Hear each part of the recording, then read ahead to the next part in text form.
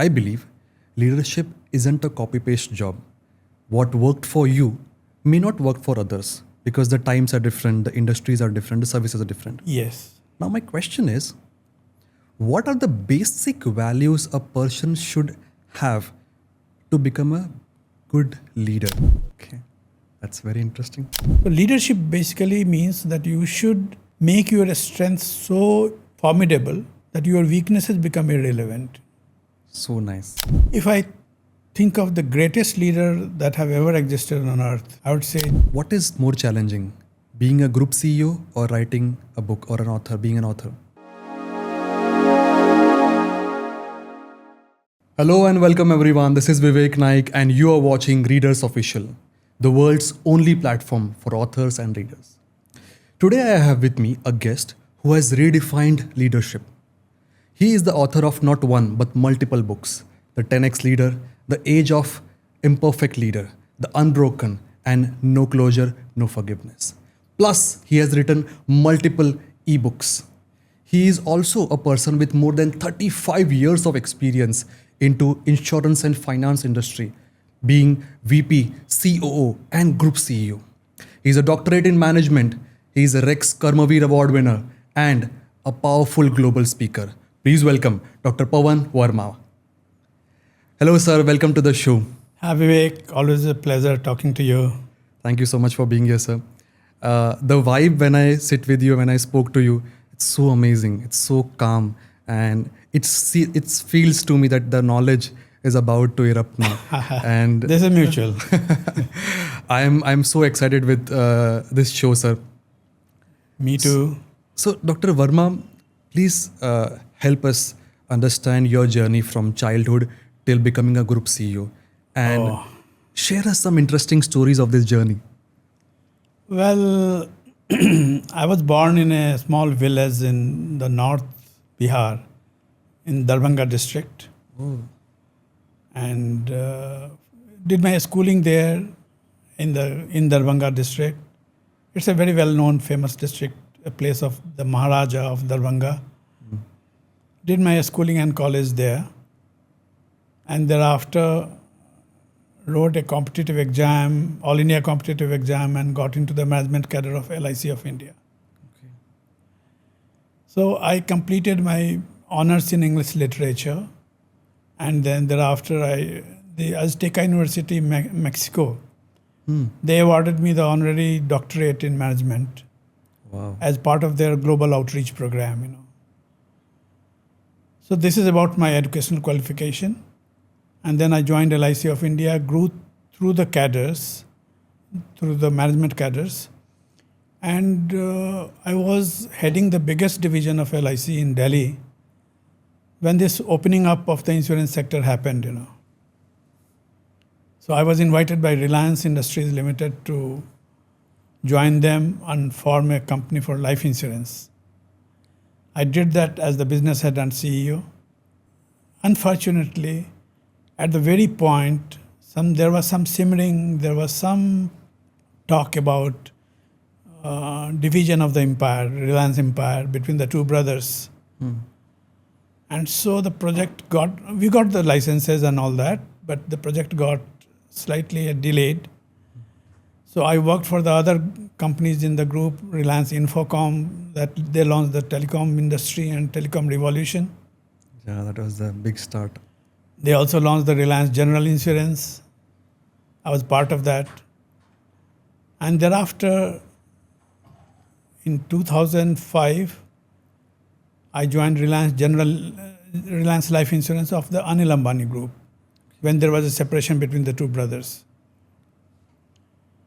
Worked there for about 3 years, and then the two public sector banks, Bank of India, Union Bank of India, and Daiichi Life of Japan were launching a startup company in life insurance. So I joined them as Chief Operating Officer.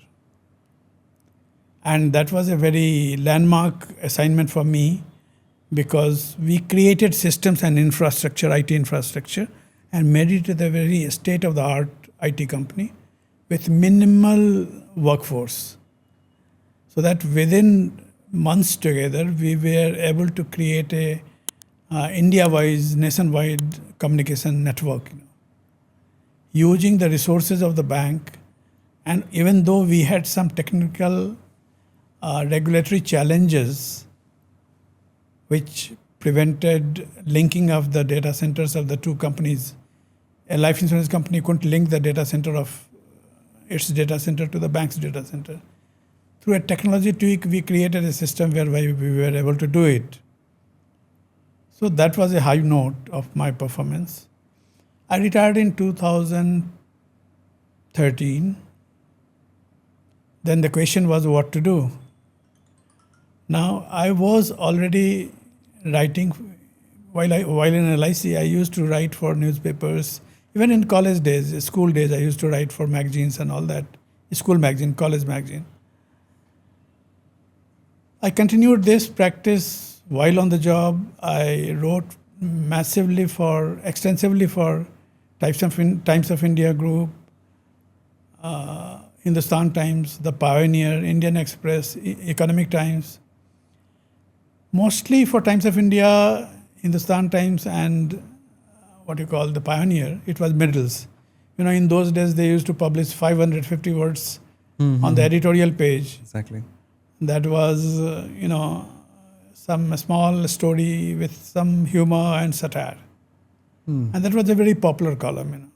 I wrote plenty of middles for these newspapers and some serious articles for Economic Times, Times of India, some insurance magazines and all that, Okay. So with this background, when I had a question after retirement, what to do now, I thought of writing books. And Amazon had come with its Kindle publishing in those days. It was not very popular in India, but it was very popular. E-books were very popular in America, US, and Western Europe. Okay. So I wrote for them under a pen name, a lot of romance stories, a lot of action thrillers and all that. They were very, very popular. But this genre was not taking me anywhere. I couldn't even reveal my name because my profile didn't say that I could be a romance writer.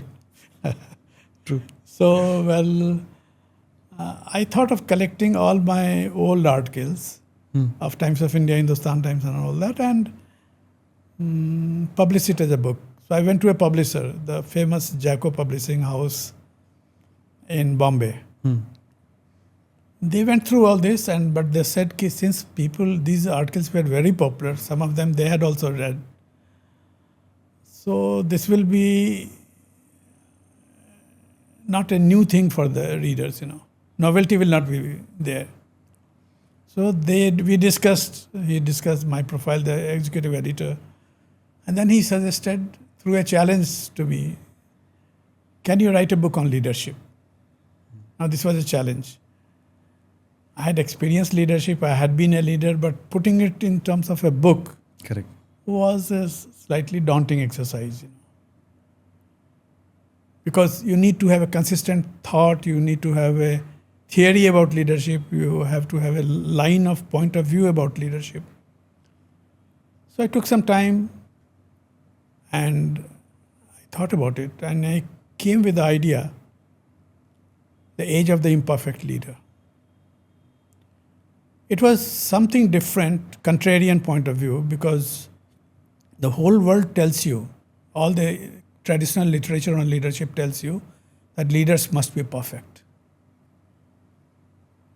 Here I was saying that age of the imperfect leader. This is the age of the imperfect leader.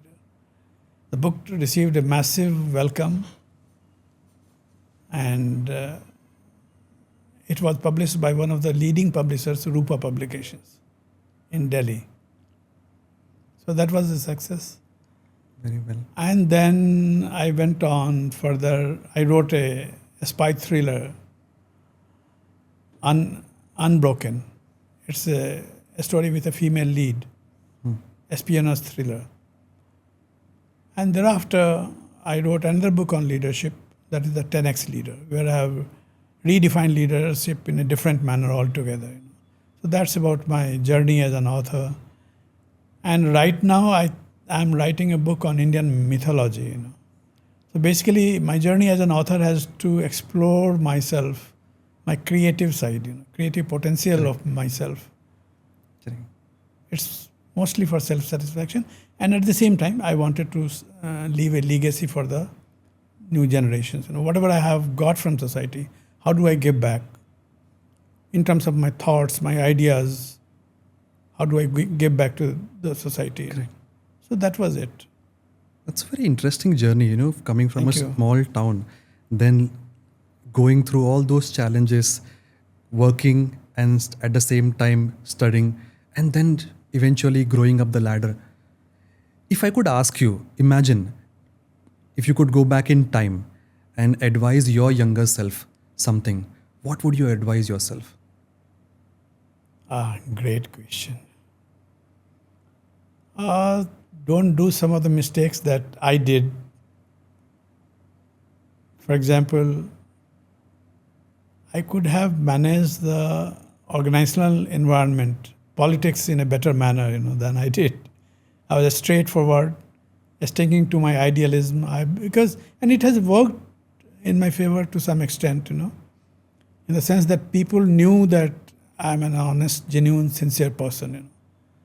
So my opinions were valued for that. That okay, here is a person who will not do unnecessary bloating, bragging about something. That was it. While to the younger generation, I would say that they may not appreciate or they may not experience the challenges that in my time, in the 60s and 70s, we had faced. My village was separated by a river which was always flooded in the rainy season. So only for the 6 months in a year we could go to the school. That's it? Yeah, that's it. But the lesson from it I drew was that if you are getting some obstacles, work harder to achieve your goal. And that has paid me off. Even today, I'm not a very talented person, but I work hard on my projects. And whatever success I have got, it's because of my hard work. I always remind myself about the story of the rabbit and the tortoise. Yeah. The rabbit symbolizes talent. The tortoise symbolizes hard work and intelligence. Ultimately, it is the tortoise which wins because of the hard work. Mr. Verma, you mentioned about leadership in your speech. Tell me if I'm wrong on this, that I believe leadership isn't a copy-paste job. What worked for you may not work for others because the times are different, the industries are different, the services are different. Yes. Now my question is, what are the basic values a person should have to become a good leader, irrespective of the business, irrespective of the place, irrespective of whether he's a remote leader managing a team remotely? What are the basic values a leader should have? Well, very nice question. Let me say that leadership is highly contextual. I'll give you just example. Take a very transformational leader, Mahatma Gandhi in India, and his contemporary Winston Churchill in UK. They have completely different styles. Okay, both of them were acclaimed leaders, but they had completely different styles. Try to interchange Gandhi in UK and Churchill in India. Would it have ever worked? Would their leadership have worked? No, absolutely no chance. Cannot even imagine. Can't even imagine, So, leadership is highly contextual. The problem with leadership is when you say what are the essential qualities of leadership, I would say there are none. Okay, that's very interesting. Yeah, because if you look at traditional literature, you will find that they espouse a lot of positive points. A leader should have humor, a leader should have intellect, he should have a vision, he should have communication, he should have everything on earth. You join a corporate sector and then next day the HR department gives you a list of 10 or 12 attributes. Select which attribute you are weak at, and then they will send you for coaching in that area. What they want you to do is an well-balanced executive. Jack of all trades. Jack of all trades. It makes you a jack of all trades. So leadership basically means that you should make your strengths so formidable that your weaknesses become irrelevant. So nice. So Because nice. if you spend your life trying to be good at everything, you will never be great at anything. Right? True. I will give you some examples. Take Donald Trump, who is a very acclaimed leader of the United States. First time he won the presidency of US, and second time he won it again with a overwhelming majority. Right? Whole of US was colored red. But look at his qualities. Is he a good communicator? Is he able to express his vision properly? Is he friendly? What qualities? And so far as negative qualities are concerned, you don't have to look here, there for it. It's all obvious. Right? Right from all the evils that you can have, he has displayed them, and it's in public knowledge. Look at Gandhi, for example. He himself acknowledged all his weaknesses, how he maltreated his wife, all his weaknesses, what he was doing when his father was dying. But he had one very strong quality: adherence to truth and non-violence. So even in very adverse circumstances, he didn't give them up on that. And he himself spelled out what were his weaknesses. That is his commitment to truth. The truth must come out at whatever cost. Right? Donald Trump, he is able to appeal to a core sector of voters and make America great again. Is a theme, is a vision which he is having and communicating to the world, to the people, to his people. So a leader should have some very strong quality. He should find out strong strength in him and follow that, work on that strength. Your weaknesses will be ignored. True. Because if you go on trying to improve your weaknesses, you will become an average Joe. Right? You will not excel in anything, and leadership demands excellence. Exactly. Doesn't matter which area, if you should be master at least one area. Yeah, 1 or 2 or 3. True. It's good. The more is good. At the same time, let me say that if you're weak regarding the weaknesses, if you have fatal weaknesses, you must manage it. Bring it to the hygiene level. Don't try to excel in this. Bring it to the hygiene level, to the tolerance level where it doesn't threaten your life, your career. Can you give an example on this? How? Supposing you have anger issues and you burst out at your bosses also often, your career will be threatened. Correct. Right? Correct. If you are very, very impulsive to do certain things, True. Check on those things. Bring it to the level. If you have anger issues, bring it to the level where it is tolerable, manageable. But don't develop a Zen-like quality that, right? Sthit prajna that we call in Hindi, True. Because you will be wasting your time. Because all of us have limited time and energy. True. Either we employ that in developing our strengths or waste it on developing our weaknesses, making them excellence. Very Because well said. working on a strength is more pleasurable, more rewarding. There have been studies there that people who have started working in their career on their strength side, they have prospered much higher, much more than people who have started on their weak areas. That was a very interesting part, Mr. Verma.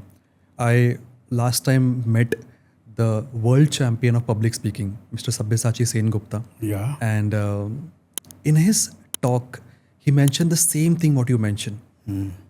He mentioned work on your strengths. Yeah.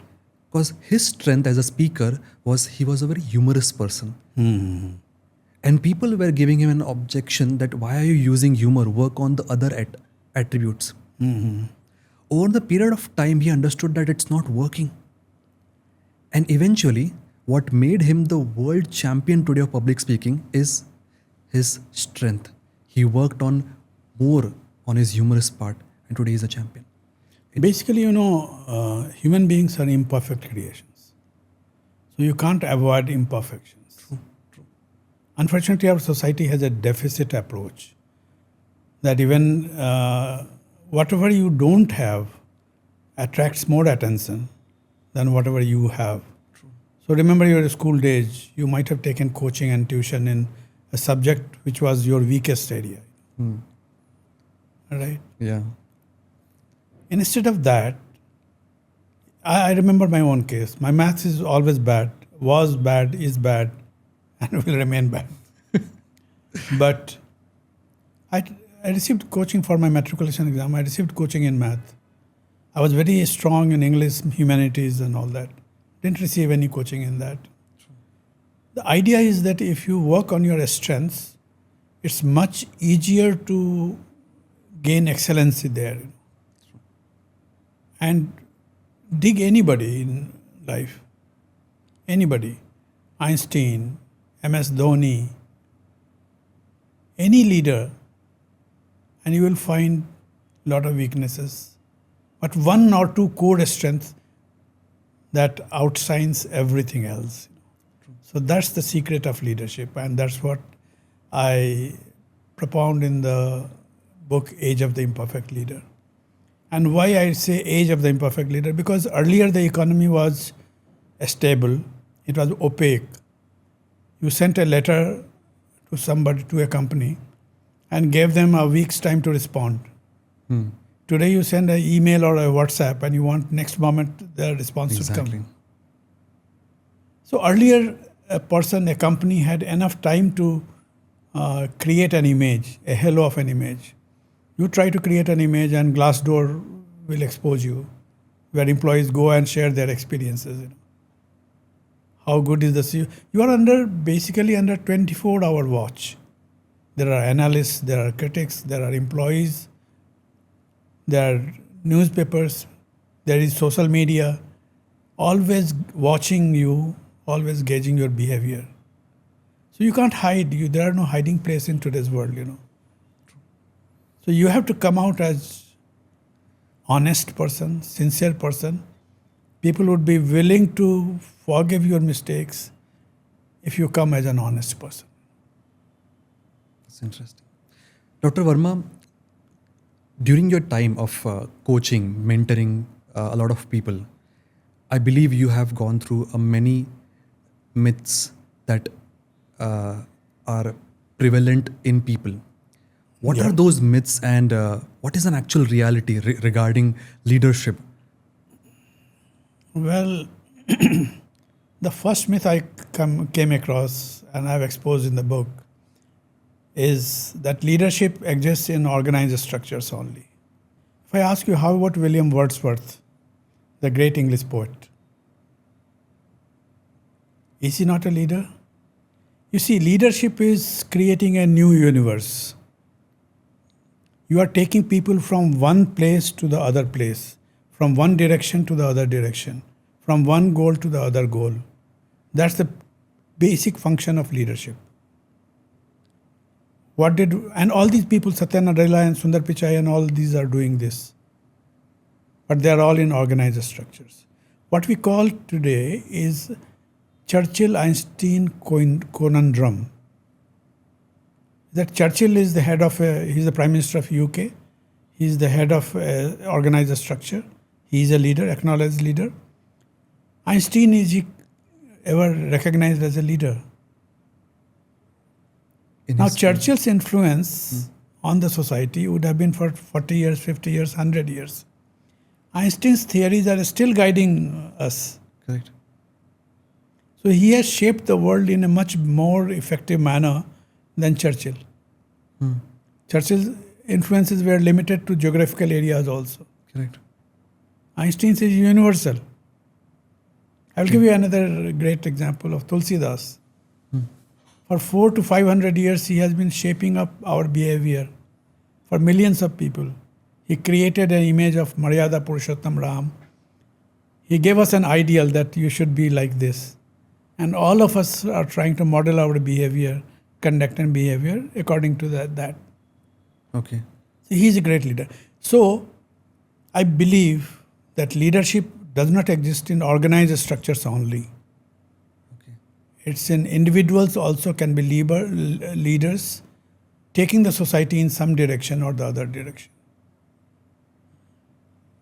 If I think of the greatest leader that have ever existed on earth, I would say Jesus Christ, Mahatma Buddha, Lord Krishna, Guru Nanak.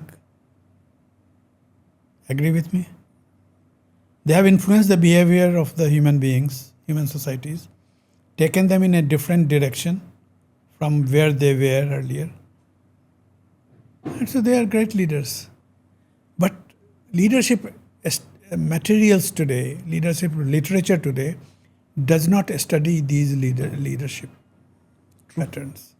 True. So this is one lacuna, great lacuna that I have pointed out. Then leadership is always mistaken for management. That's another myth. There is a difference between leadership and management. Essentially, leaders create a new universe and managers operate it. So when you are taking people from one end to the other end, you are doing leadership. But when you are doing just maintaining the status quo and managing the issues, bringing stability there, you are a manager. You are doing management. So I will give you some examples. When Vladimir Putin, the president of Russia, in his initial 4-5 years, when he when he became the president, he was just a manager. He was managing the instability in economy, geographical and security areas. Because there was huge disturbances in and around Soviet Union. He was just managing it. But after having done that, he has taken Russia into a new era, new directions, new areas.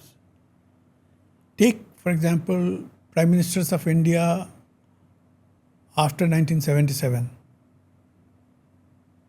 Morarji Desai, Charan Singh, Gujral, and others.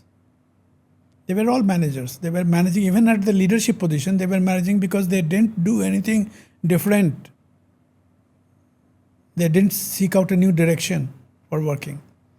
But there was Prime Minister Narasimha Rao, who created liberalization.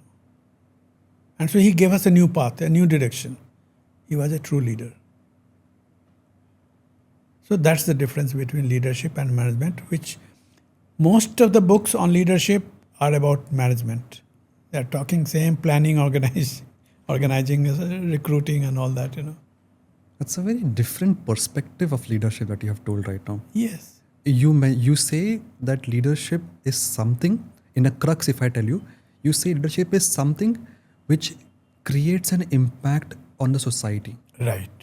Then irrespective of whether you are into spirituality, whether you are into hospitality, or whether you are managing a company, or whether you are just managing a set of few people in your village. Yes. You are a leader if you are creating an impact in someone's life. It's so superb. If you are the coach of your football team, or if you are the captain of your football team in a school, you are a leader because you are creating an impact. True. So that's what leadership is, and that there's a difference between leadership and management. But quite often these things are intermixed. See, as a result of these bits, what we have is that command and control is the best way of leadership. This is starting from the tribal days, when loyalty to the chief was the basic criteria. And there was command and control. So even today, you have a leader at the apex of the organization who keeps on giving commands down below. MIS, Management Information Systems, flow from down below to up above. Strategies are formulated at the upper end and then pushed down below for execution. This does not work anywhere any longer. Reason being that today your people are more qualified, more conscious than their managers.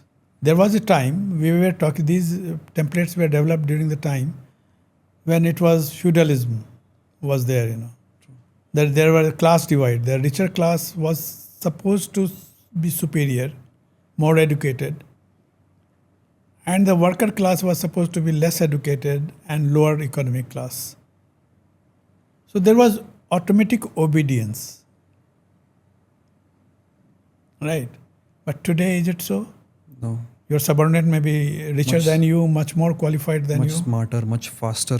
Why will he adhere to your directions? Simply because you are the boss. Exactly. He can do it for a day, he can do it for 2 days, but not forever. So today is a more collaborative environment. This is happening in organizations as well as in people. Within organizations and within the ecosystem also. For example, Amazon, take an example. It has created an ecosystem of producers of products, suppliers of products. It doesn't have a command over the suppliers. It doesn't have a command over the producers of the product. It has created an ecosystem where everybody collaborates. With the customer at the center, he has to be pleasured. Right? So that is the way in which organizations work today, and they need to work today for success. So there has to be a distributed leadership within the organization. Leadership should not be centralized, but it should be distributed throughout the organization.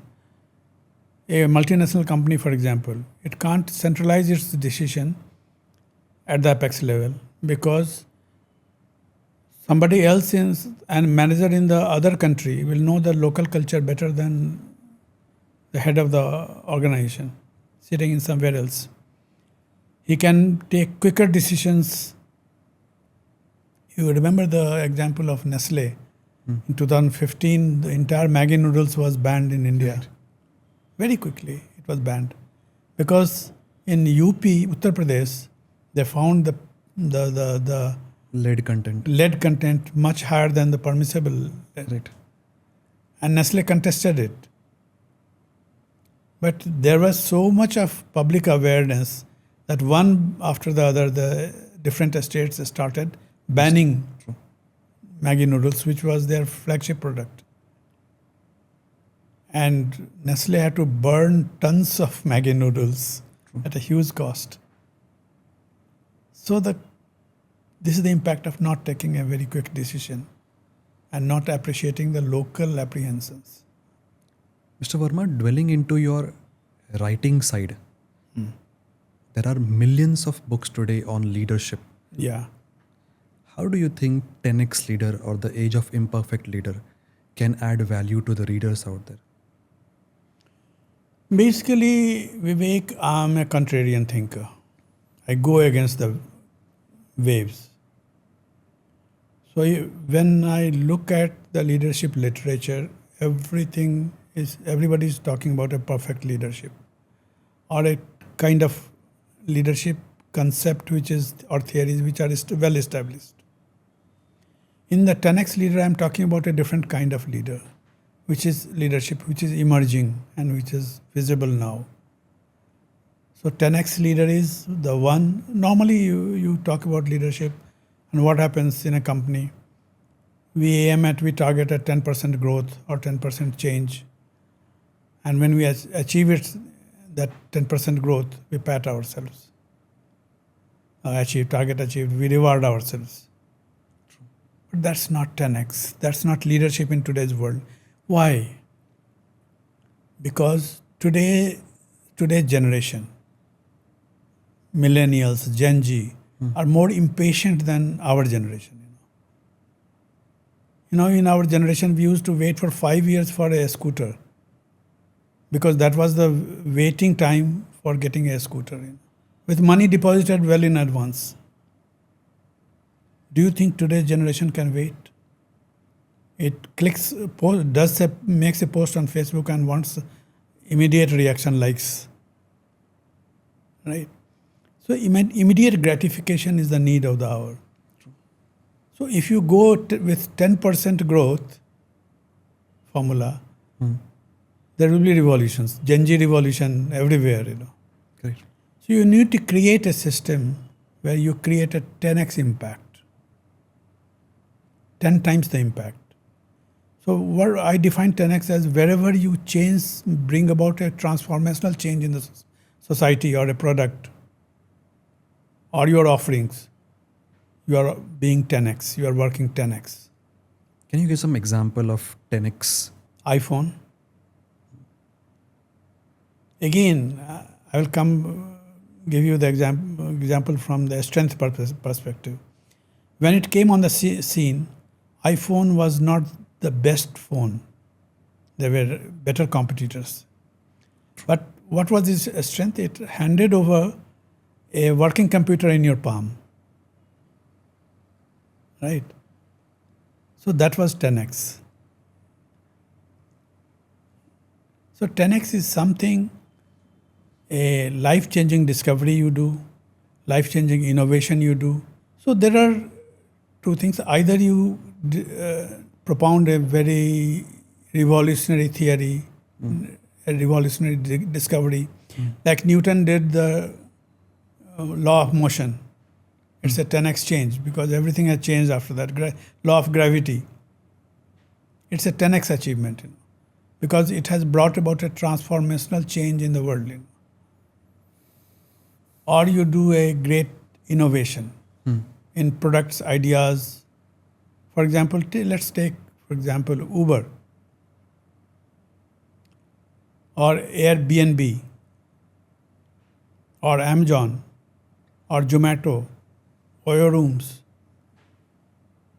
Now these are great ideas, transformative ideas. Zomato, for example, how it has transformed the Indian scene. True. People physically going to hotels has come down. Exactly. Food reaches you. Ola, for example, or Uber, for example. Earlier you used to go to the taxi or call them. Today the taxi comes to you through an app. So these are revolutionary ideas. Or if you don't have those kind of costly, epoch-making revolutions, you do an ordinary thing with extraordinary impact. What we call frugal innovation. So in Kenya, you have Vodafone has come out with a solution where micro savings you could do every day through an app, and once it accumulates into a particular amount, you can have a solar light there. Oh, that's interesting. Right. ORS solution are you familiar with? ORS is a simple mixture powder of containing salt, potassium, and something. Correct, electrolytes too. Yeah. So what happened there in the during the Bangladesh Liberation War in 1971, millions of refugees had walked over into India. And there was an outbreak of cholera. Now, for cholera, to check dehydration, you had to give drip. But there were not enough hospitals for lakhs of people suffering from cholera. So one doctor created this ORS solution, the dry powder containing salt and potassium and something else. You put it in a glass of water and drink it. And that works very effectively. Immediate. Yes. Amazing. So it has saved millions of lives, not during that period. But even today in poor countries, it's saving lives. So very frugal innovation, but creating massive impact. Jaipur foot, if you are aware, prosthetic legs at a very cheaper cost they put it, Jaipur footwears, yeah. Jaipur foot for people who have lost their legs. These are revolutionary ideas, not costing much, right?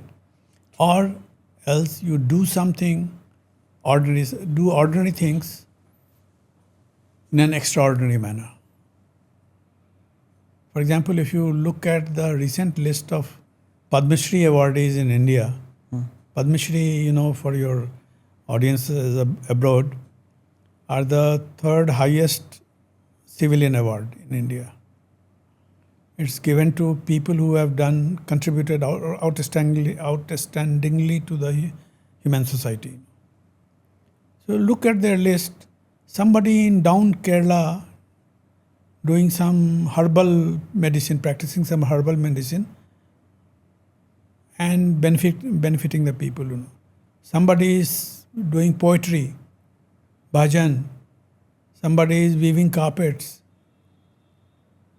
You remember the story of Dasrath Maji? Yeah, the one who... The mountain man. Mountain man, yeah. With a hammer and a chisel, he created a pathway for his villagers through the mountain. The whole mountain, yeah. Whole mountain. When he was mocked, he was ridiculed. But for 22 years he worked, right from 1960 to 1982. Single-handedly he created a pathway through the mountain for his villagers to have easy access to the medical emergencies. True. So that was the kind of effort, doing ordinary things in an extraordinary manner, that makes it a 10x impact. So we need today 10x ideas. We need today 10x leaders. And all these leaders that you are talking about today, you thought of today, Sundar Pichai or others, they are 10x leaders. The way ChatGPT is revolutionizing society, it's a 10x achievement. So Sam Altman is a 10x leader, So you don't have to go to organized structures or leadership doesn't mean only political beings. They can be in businesses, they can be in society, they can be in sports, they can be anywhere, Mr. Verma, since you spoke about leadership so much and people who are working, they might gain something a lot from this.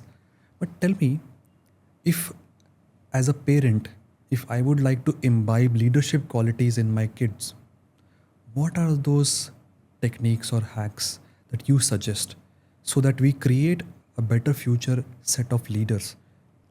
First, allow them to think.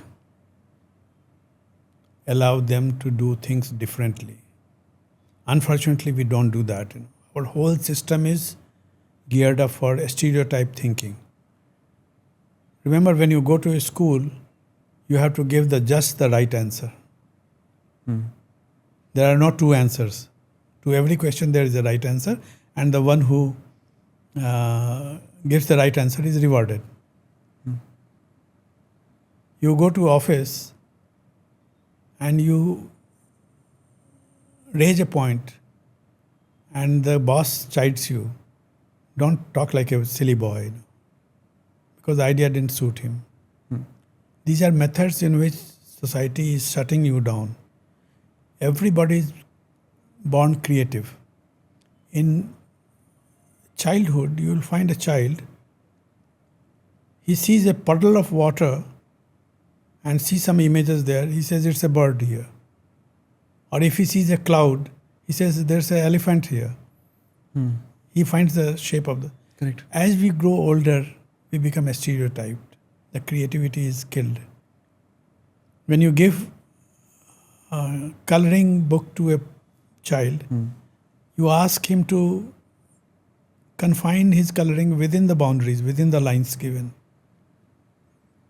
Right? You don't want him to go outside the line. All our answers have to be written in black or blue ink. I can't write it in red. I can't write it in green.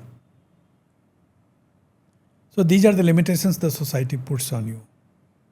Our brain, the reality is that our brain has two sides, left side and the right side.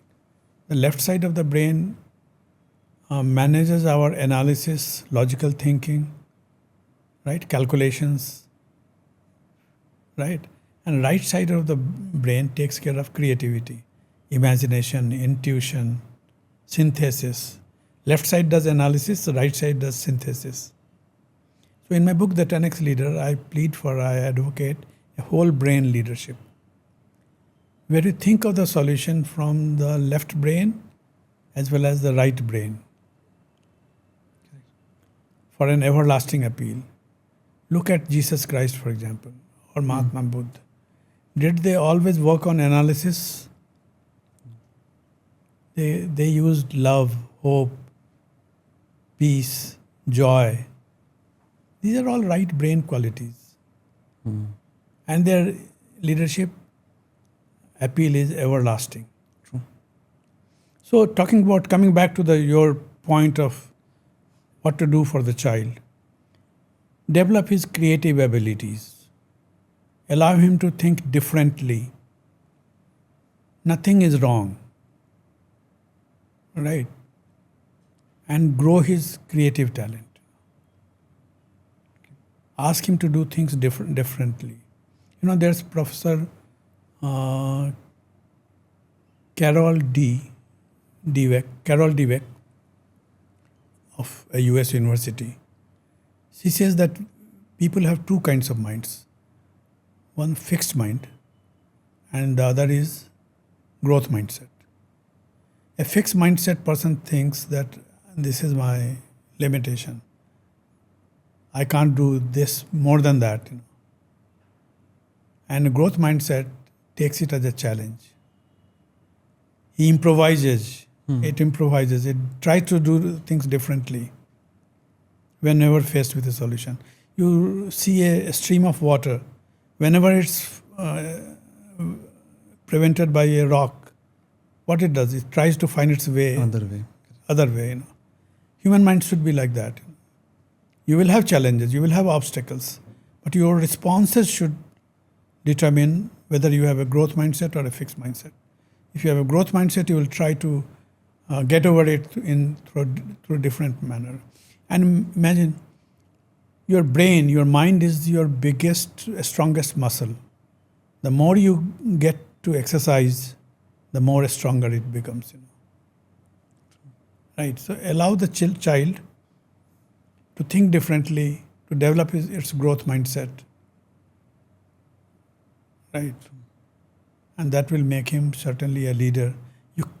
You can't decide right now in which area he will work, but this is a basic quality. If it is there, and it's very necessary for today's world. Today's world is called the VUCA world. It's a term coined by the American Military Academy. VUCA stands for V for volatility, U for uncertainty, C for complexity, and A for ambiguity. Whole atmosphere today is volatile, uncertain, ambiguous, and a lot of complexities are there. If something happens, you don't know what has caused it. There are millions of factors which are happening to cause it, right? It's for example, a forex rate. You don't know the dollar rate, why it's changing. There's no one region, because Ukraine war would have intensified. There's Israel-Hamas war that could have intensified. Correct. Or there could be a trade deal between India and US to soften the impact. So the world is so interlinked, interconnected, that there are millions of things impacting each thing. So this is the VUCA world. In the VUCA world, every day you will find changes, some of which may not suit you. That's very disruptive world today. So there are organizations merging together. You will find a job crisis. There could be organization going out. Your skill set itself may be wiped away, from the industry. You are not needed, for example. So what do? You need to develop the adversity quotient. We talk about only IQ and EQ. But what we need to talk today and equip our children is with adversity quotient. That in an adverse situation, do I surrender myself or think of getting over it, getting beyond it? Right? So, and the next quotient that I would say we must have is PQ, political quotient. Political quotient doesn't mean playing politics, but it only means that your success doesn't depend on what you know, but how well you navigate those whom you know. The powerhouse. Yes. Let me explain this. In an organization, power is not equally distributed between equals. There could be 10 heads of departments, but everybody is not equally powerful. Right? In the board also, among the directors, some are reticent, some are more powerful. Not constitutionally. Constitutionally, everybody is equal. So when we were on the board, what we used to do, if you have to take a proposal to the board, find out who will be your supporters. Go to them beforehand, convince them, ask them to lend their support, and find out who could be your worst critics. Go to them beforehand and explain to them, soften their criticism or remove their apprehensions. And then you present the proposal to the board and it gets passed. So that's management. That's the PQ. That you should know which are the power centers. And you should have the art of conceptualization, the articulation, presentation, so that you are able to convince the people. So we need to, because it's a difficult world where, earlier days it used to happen that your output, your performance could be measured. If I have to make, say, 100 shoes in 8 hours, if I have done that, I'm rewarded. I'm a good worker. Today, you could be the head of a media organization. You have to impact the opinions of the people. How do you measure it? True. You don't have control over the people you try to influence. Right? They could be outside your organizational control. Exactly. So how do you create an impact there? How do you get your proposals approved? How do you get your budgets improved? You should have the political quotient to do that. So ask the children to develop them, that kind of. How do they convince their papa to give them the pocket money more? Or celebrate the birthday in a particular place of their liking? Persuasiveness. That's required. So think differently. Develop your AQ, develop your PQ, and be more persuasive. That's very interesting. This knowledge, if imparted in a right manner, Yes. we can create a good set of kids who can lead the organization or the society to a Right. better level. Sir, finally, before we wrap this up, I would like to ask some rapid fire round questions. Right. What comes to your mind first is what you answer this. Favorite book apart from your own book? The Mahabharata. I'm going pretty old. Favorite quote? If you try to be good at everything, you will never be great at anything. Interesting. What is more challenging, being a group CEO or writing a book, or being an author?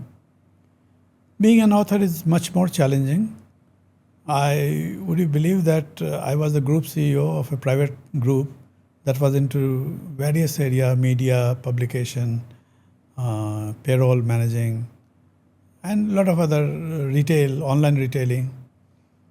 I gave up the job after 1 year because I was doing the same thing, planning, management, organizing, recruiting. It was very boring. It had become very boring. There was no challenges. So I gave up in between and took up to writing. What is your daily ritual, morning ritual that you don't skip? I'm a very flexible, very lazy person, to be honest enough. But there are certain things I do positively in the morning. That is my morning walks, reading the newspapers along with a cup of tea, and some yoga during the day, maybe in the evening or in the morning. What is that one habit that you want to change in yourself? Little bit of procrastination that I have. I don't follow a routine. I don't follow a regular pattern of things that I would certainly like to change. Amazing, amazing. Mr. Verma, before we end this session, before we end this meeting, what is your unfiltered advice that you have not mentioned in the book that you would like to give to the audience? Please go ahead. Yeah, unfiltered advice, I would say, I have talked in my books very frankly, and I have talked about certain things that they don't teach you in the B schools, because B schools always try to be on the correct side of the things. I have talked there things, for example, how to manage the power equation. No B school tells you about that. And that's why I was talking about the political quotient. When you are in an organization, you should try to know the power centers and try to grab some part of it, not for any bad purposes. Because the moment you use it for any ulterior purposes, people will understand and you will be blacked out. For helping others, for helping your projects, and for getting your budget sanctioned. Go closer to the power centers, get your things done. Right. Second thing I would say, which I have not discussed in the book, of course, is that your competition may not be in the marketplace. Your competition may be sitting in the next cubicle of yours, cubicle next to yours. Try to manage that office politics. Try to manage that competition and get past it. That's amazing. I mean, something which I have not heard so far from an author that acclaimed speaking about. Thank you. So guys, that's all about today. We heard Mr. Verma talking about his journey, his experiences being a leader, and what he thinks as a contrarian thinker, that you need not please everyone. You need to be a person who is out of purpose leading out there. Doesn't matter if you're leading a whole organization, if you're even leading your own team of football, or if you're even doing something into spirituality, lead the way, be the master of it, and develop your adversity question, because this is a VUCA world we are living in. You are surrounded by AI bots, you are surrounded by companies which are running AI across. So develop your skills and be ready for any adversity out there, because life should continue. With that, I would like to take a note over here and thank you all for watching this whole podcast. But stay tuned, because we have new shows coming across with some new authors, with some new topics. And like and subscribe this channel, because you will see something more happening in the near future. Till then, have a good day, take care of yourself, and we will see you again. Bye.